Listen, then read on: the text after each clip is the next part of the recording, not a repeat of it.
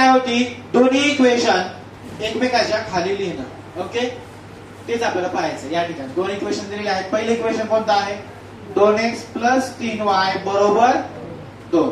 आता याचं हे जनरल फॉर्म मध्ये आहे का हे आपल्याला चेक करायचं. ओके, म्हणजे जनरल फॉर्म म्हणजे काय, x आहे का अगोदर, आहे, y आहे का, आहे, = आणि संख्या सुद्धा आहे. म्हणजे याला कुठेही चेंज वगैरे करण्याची गरज या ठिकाणी आपल्याला नाही.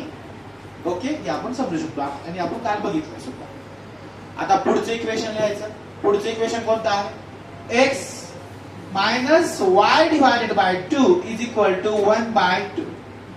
ओके, आता थोडासा विचार करा, x आहे का, आहे, y आहे का, आहे, संख्या पण आहे, परंतु इथं प्रॉब्लेम काय, खाली 2 आहे ना, खाली किती आहे, 2. हे 2 आपल्याला नको आहे, हे 2 आपल्याला नाही पाहिजे. ओके, कारण त्यानं आपण जर 2 याला जर कट करू शकलो तर आपलं गणित या ठिकाणी खूप जास्त इझी किंवा सोपं मित्रांनो होतं. ठीक आहे, मग याला 2 ला कट कसं करायचं, काय करायचं, या पूर्ण इक्वेशन मल्टिप्लाइड बाय 2 करायचं. ओके, म्हणजे समीकरणाला 2 ने गुणू असं मराठी माध्यमाच्या विद्यार्थ्यांनी लिहायचं. मग तुम्ही काय म्हणतात, 2 नेच का गुणलं बाबा, कारण डिनॉमिनेटरला कोण आहे, 2 आहे. किती आहे, 2. आता ह्याच्यामध्ये आणखी एक लॉजिक आहे, इथं 2 खूप वेळा तर इथं पण 2च असते. तुम्ही काय म्हणताल, सॉरी इथं 2 असलं आणि इथं 4 असलं समजा, म्हणजे संख्या वेगवेगळी असली तर कशाने गुणायचं, प्रश्न बरोबर आहे, ते आपल्याला पुढच्या गणितामध्ये येणार आहे. परंतु सध्या हे दोन्ही संख्या कशा आहेत, सारख्या आहेत, आणि या दोन्ही संख्या खालच्या किती आहेत, 2. त्यामुळे पूर्ण समीकरणाला कितीने गुणायचं, 2 ने गुणायचं. कितीने गुणायचं, 2. ओके, लक्ष आहे सर्वांचं. जर इथं जर 3 आणि 3 असला असतं कितीने गुणला असतो, 3 ने गुणला असतो. आणि वाक्य काय लिहायचं कळालं, इक्वेशन मल्टिप्लाइड बाय 2, समीकरणाला 2 ने गुणू. आता विचार करा, जर x ला जर मी 2 ने गुणलो तर काय होईल, 2x होतो. काय होतो, 2x. जमलं, एकदम सोपं आहे. त्यानंतर मायनसला मायनस होते. या ठिकाणी जेव्हा मी 2 ने गुणतो तेव्हा हे 2 आणि 2 काय होते, कॅन्सल होते. काय होते, कॅन्सल. फक्त वरी काय आहे, y, तेवढं y राहते. काय राहते, y. इथे पण जेव्हा 2 ने गुणतो तेव्हा 2 आणि 2 काय होते, कॅन्सल. काय राहते, फक्त 1 राहते. किती राहते, हे आपल्याला 2 इक्वेशन आपल्याला भेटलेले आहेत या ठिकाणी. ओके, इकडून दिसणार नाही तुम्ही समजे, पण कारण काय दिसणार नाही, दिसलं नाही तर तुम्हाला सॉल्व्ह पण करता किंवा पाठी मला जागायचं. ओके, लक्ष द्या इकडं, परत सांगतो, तुम्ही लक्ष, तुमचं हे काम नाही, तुम्ही लक्ष द्या. ह्याच्यामध्ये काय बदल केला का, नाही. याच्यामध्ये काय बदल केला कळाला, खाली किती आहे, 2. त्यामुळे पूर्ण इक्वेशनला कितीने गुणलं, 2 ने. x ला 2 ने गुणल्यास काय झाला, 2x. मायनसला मायनस, याला जर 2 ने गुणलं तर लगेच 2y म्हणायचं नाही. 2 आणि 2 काय झाला, कॅन्सल. काय राहिलं, फक्त y. बरोबर ला, बरोबर. इथं पण 2 आणि 2 काय झाला, कॅन्सल. काय राहिलं, 1. समजलं, ही समजलं का नाही, हे चुकता कामाने बरं काय, हे जर चुकलं तर लय मोठी गफलत झाली, मग मात्र विषय संपला. आता दोन्ही इक्वेशन मी ज्यांना बॉक्स केलेला आहे तो आपण एकमेकाच्या खाली लिहू आपण. ठीक आहे, पहिलं कोणाला आहे, 2x + 3y = 2. आणि मित्र कोण आहे, 2x - y = 1. आता याला सोडवण्यासाठी 2 दिवसापासून आपण तेच चालू आहे. पहिली स्टेप सांगा काय आहे, डी. पहिली स्टेप काय आहे, डी. जे विद्यार्थी आज आले त्यांनी विशेष लक्ष द्या. ओके, लक्ष द्यायचं बरं. डी लिहायचं अगोदर किंवा काल ज्यांना समजलं नाही अशा 2 रेषा मारायच्या. ठीक आहे, डी काढताना दोन्ही इक्वेशन असे आपण लिहिताना x च्या खाली x, y च्या खाली y, बरोबरच्या खाली बरोबर, संख्याच्या खाली संख्या, या अरेंजमेंट लिहायची जनरल फॉर्म मध्ये. डी काढताना डिटर्मिनंट स्वरूपामध्ये लिहायचं, 2 रेषा काढायच्या आणि बरोबर चिन्हाच्या पुढच्या संख्या झापायच्या. ओके, शॉर्टकट, एकदम सोपी आहे. आता मला काय काय दिसते सांगा बरं, संख्या 2, 3, 2. या ठिकाणी 1 का मायनस आहे, मायनस आहे. तिथं चुकायचं नाही. ओके, डी काढताना काय केलं, याला झापायचं, 2, 3, 2 मायनस लिहायचं, 2, 3, 2. काय अडचण याच्यामध्ये, बरं याला कसं सॉल्व्ह करायचं हे आपण ऑलरेडी काय बघितलं मित्रांनो. याचा आणि याचा अगोदर तिरप्या संख्यांचा गुणाकार करायचा.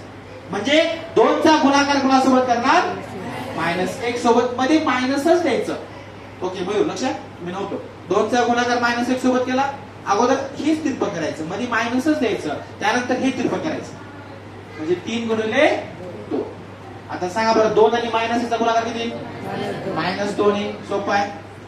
मायनसला मायनस, 3 दोन्ही 6. हे पण मी तुम्हाला शिकवले. कारण जेव्हा दोन्ही संख्या मायनस असतात तेव्हा बेरीज करून मायनसचं चिन्ह द्यायचं. 2 आणि 6 किती? 8 -8.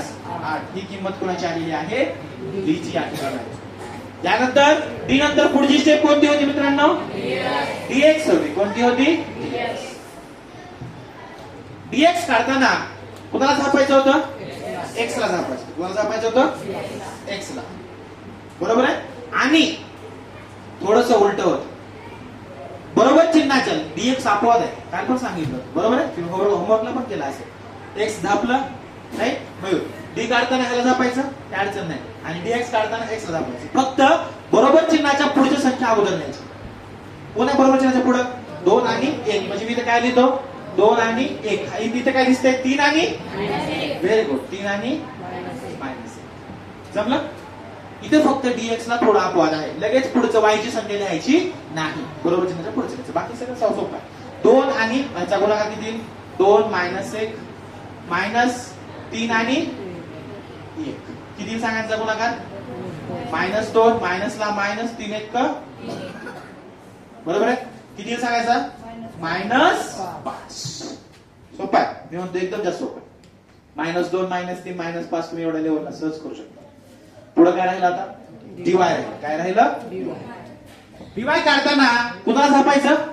वाय ला. ओके. कुठं आहे वाय? इथं आहे. उलट पलट काहीच नाही. साऱ्या क्रमाने लिहून टाकायचं. काय आहे क्रम? 2 2 2 1. 2 2 2 आणि 1. तिरपा गुणाकार. 2 आणि 1 चा गुणाकार करायचा मित्रांनो. -2 आणि 2. किती? बे -2 गुणिले 2 किती? 4. याचं उत्तर किती? 2 नाही -2. बरोबर आहे. 4 मधून 2 गेले. किती राहिले? 2. आणि मोठ्या संख्येचं चिन्ह. मोठी संख्या 4 एवढं तुम्हाला बेसिक जमतं. ओके. अशा पद्धतीने आपण डीएक्स आणि डीवायच्या किमती काढलेल्या आहेत. आता थोडी जागा नाही. मी तर साईडला लिहितो. शेवटची step x is equal to dx divided by d. dx ची व्हॅल्यू किती आहे? कुठे आहे dx? कुठे गेला? -5. d किती आहे? -8. आता दोन्ही साईडला मायनस काय होते? कॅन्सल होते. काय होते? कॅन्सल होते. मायनस काय झाला? कॅन्सल. ओके. 5/8. कुठल्याही पाड्यामध्ये वगैरे येत नाही. काय टेन्शन घ्यायची गरज नाही.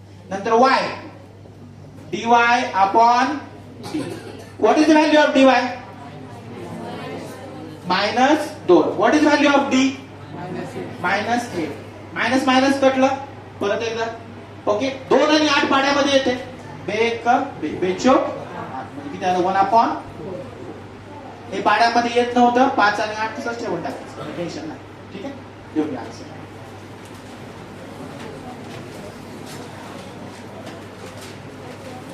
इकडे बघा. लक्ष द्या. काय काय लिहून घ्यायचे ते? हे लिहा. लक्ष द्या. हे लिहा.